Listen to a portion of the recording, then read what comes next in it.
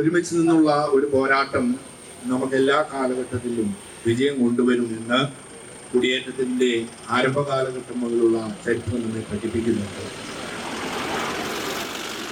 സർക്കാരിനെ ഓർമ്മിപ്പിക്കുന്നതിന് വേണ്ടിയാണ്, ബന്ധപ്പെട്ടവരെ ഓർമ്മിപ്പിക്കുന്നതിന് വേണ്ടിയാണ്, ഫോറസ്റ്റ് ഉദ്യോഗസ്ഥർക്ക് കൃത്യമായിട്ടുള്ള ധാരണ നൽകുന്നതിന് വേണ്ടിയാണ് ഈ സാരിവേലി സമരം 3 ഭാഗങ്ങളിലായിട്ട് പെരുവണ്ണാമൊഴി, താമരശ്ശേരി, നിലമ്പൂർ ഈ ഭാഗങ്ങളിലായിട്ട് ഞങ്ങൾ ക്രമീകരിച്ചു പോകും.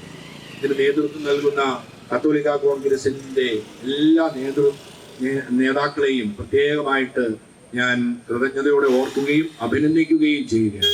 കഠിനാധ്വാനമുണ്ട് ഇതിന്റെ പിന്നിൽ, നമ്മയെല്ലാം ഒരുമിച്ച് ചേർക്കുന്നില്ല. ഈ സമരങ്ങൾക്കെല്ലാം, ഈ പോരാട്ടങ്ങൾക്ക് പിന്തുണ നൽകുന്ന നിങ്ങൾ ഓരോരുത്തരോടുമുള്ള വ്യക്തിപരമായിട്ടുള്ള എൻ്റെ കൃതജ്ഞതയും ഈ അവസരത്തിൽ രേഖപ്പെടുത്തുകയാണ്. എന്തുകൊണ്ട് ഈ സാരിവേലി സമരം കൃത്യമായിട്ട് കത്തോലിക്ക കോൺഗ്രസിന്റെ ഡയറക്ടർ ബഹുമാനപ്പെട്ട തൂമുള്ളി അച്ഛൻ നമ്മോട് വിശദീകരിച്ചു കഴിഞ്ഞു. ഇനി അതിനൊരു വിശദീകരണം ആവശ്യമില്ല. നമുക്കിനി നടപടികളാണ് ആവശ്യം.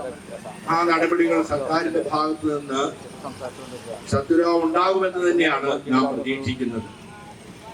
നമുക്ക് ഈ കാലഘട്ടങ്ങളിൽ നാം അനുഭവിക്കുന്ന വലിയ വേദനകളും ബുദ്ധിമുട്ടുകളും അത് എത്രമാത്രം നമ്മുടെ ജീവിതത്തെ പ്രതിസന്ധിയിലാക്കിയിട്ടുണ്ട് എന്ന് നമുക്കെല്ലാവർക്കും അറിയാം.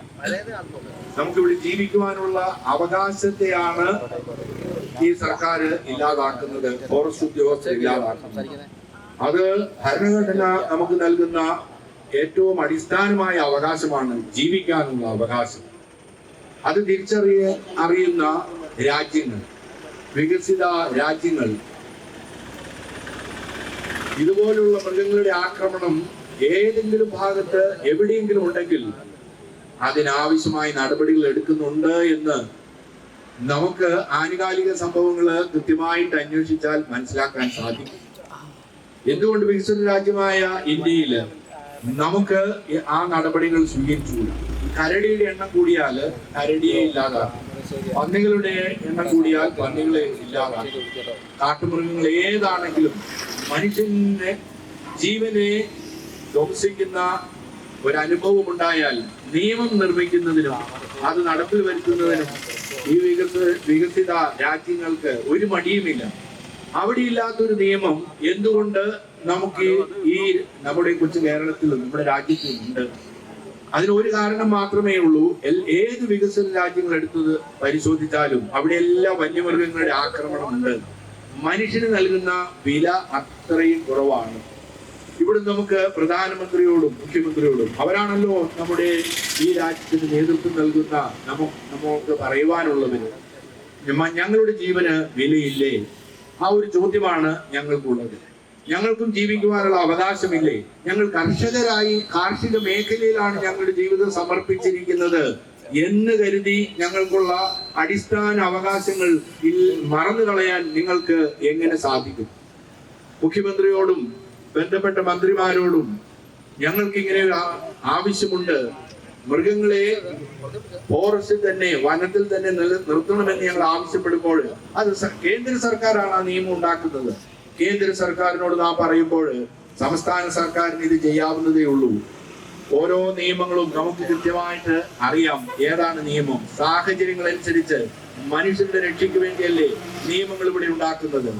അത് വികസിത രാജ്യങ്ങൾക്ക് മനുഷ്യന്റെ രക്ഷയ്ക്ക് വേണ്ടി അത് സാധിച്ചാല് തീർച്ചയായിട്ടും അത് നമുക്ക് ഇവിടെയും നമ്മുടെ രാജ്യത്തും സാധിക്കും. അതുകൊണ്ട് ഞങ്ങൾക്ക് സർക്കാരിനോട് അഭ്യർത്ഥിക്കുവാനുള്ളത്, ഞങ്ങൾ മുന്നറിയിപ്പ് നൽകുകയാണ്. ഞങ്ങൾ ഇനി സമരവുമായിട്ട് വഴിയിലേക്ക് ഇറങ്ങാൻ ഞങ്ങൾക്ക് അവസരം ഉണ്ടാക്കരുത്. ആവശ്യമായിട്ടുള്ള നിയമ നടപടികൾ, ഞങ്ങളുടെ ജീവനെ സംരക്ഷിക്കുവാനുള്ള നിയമ നടപടികൾ ഉണ്ടായേ മതിയാവും. 2025 മെയ് 15 നമ്മുടെ ഉറക്കം കെടുത്തുന്ന ദിവസമായിരുന്നു.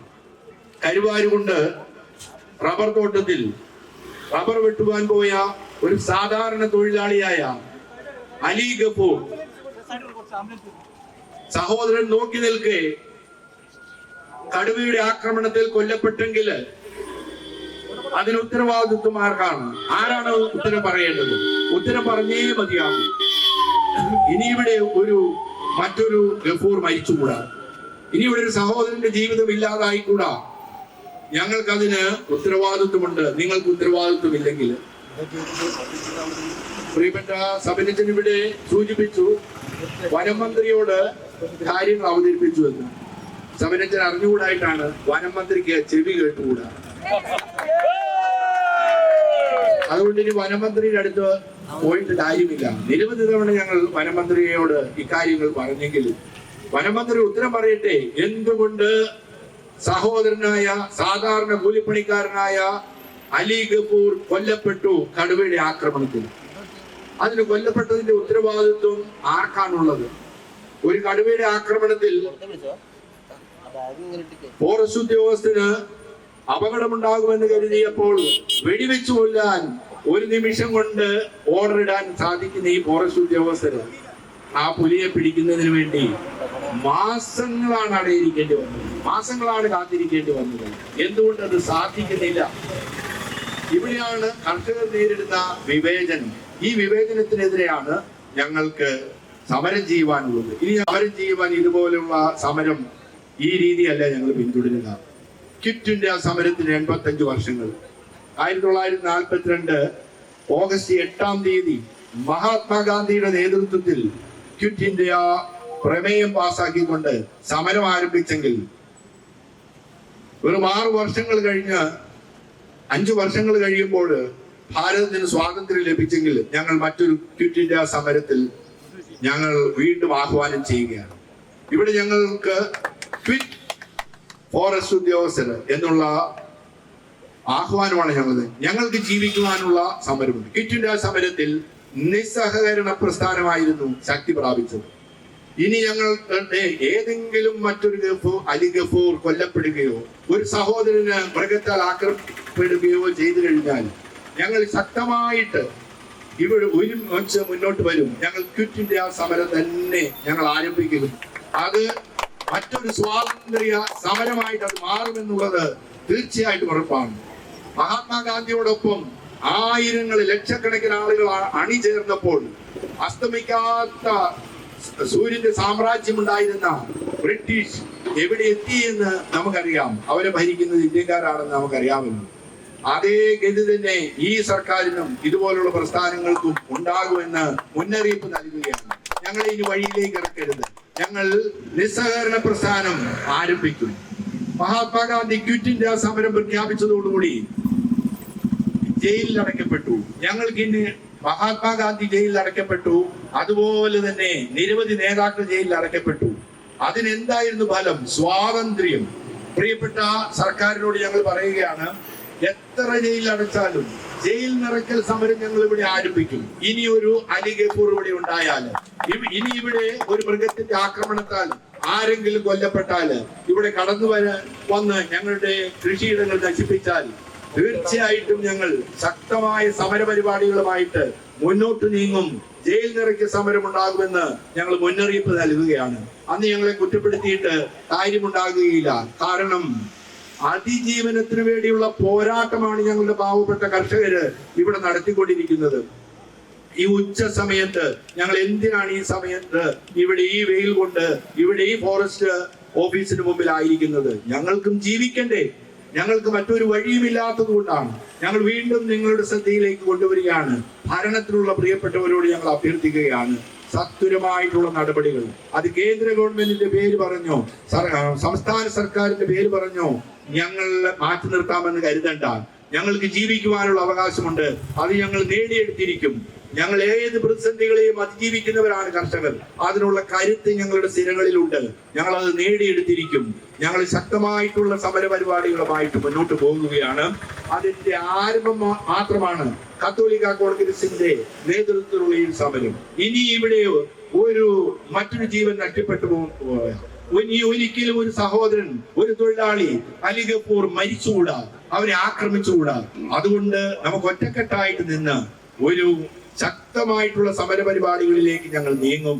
പക്ഷെ അതിനു മുമ്പ് സർക്കാരിന് മുന്നറിയിപ്പായിട്ട് ഞങ്ങൾ ഈ അവസരം നൽകുകയാണ്.